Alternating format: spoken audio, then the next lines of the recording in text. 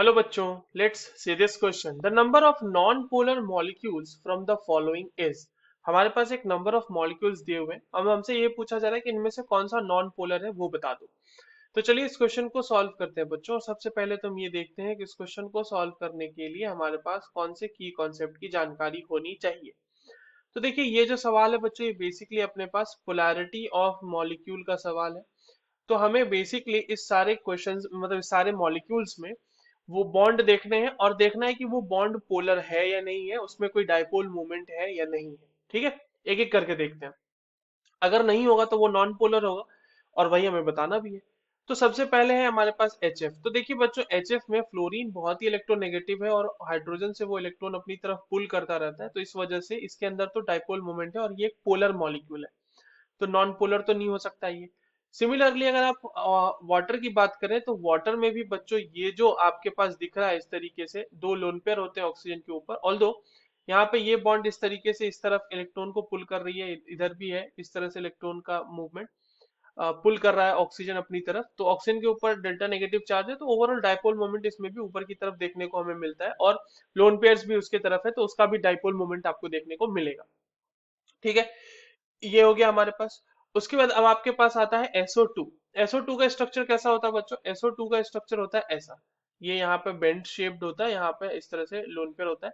तो अगेन इधर भी आपको कुछ ना कुछ लोन पेयर मतलब जो आपको डाइपोल है वो देखने को मिलेगा। सॉरी, ये थोड़ा ऊपर की तरफ मिलेगा, बट ओवरऑल जो SO2 के केस में बच्चों वो इस तरीके का आपको देखने को मिलता है।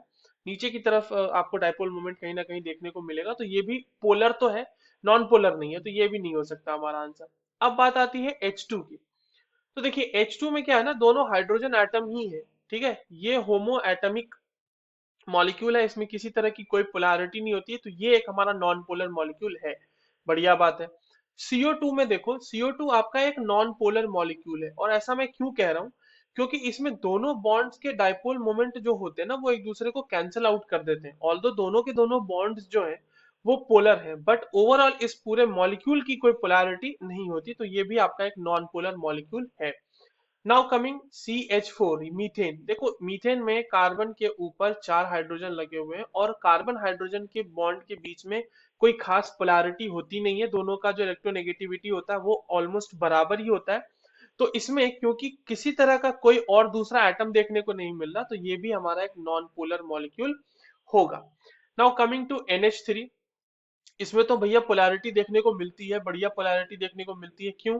क्योंकि नाइट्रोजन के ऊपर लोन पेयर भी है, और नाइट्रोजन ज्यादा इलेक्ट्रोनेगेटिव है हाइड्रोजन से, तो सारे बॉन्ड्स में इस तरह का डाइपोल आपको देखने को मिलेगा। ओवरऑल डाइपोल मोमेंट आपको इस तरह का देखने को मिलेगा, तो ये नॉन पोलर नहीं पोलर मॉलिक्यूल है।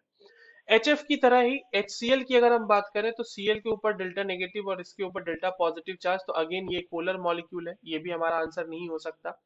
अब हम बात कर लेते हैं CHCl3 के लिए। तो देखिए CHCl3 में क्या होता है बच्चों की, कार्बन और क्लोरीन के इस तरह से 3 बॉन्ड बने रहते हैं और एक एच रहता है। तो इसमें कार्बन और क्लोरीन के बीच अच्छी खासी इलेक्ट्रोनेगेटिविटी का डिफरेंस मिलता है, जिससे ओवरऑल मॉलिक्यूल में पोलैरिटी आ जाती है।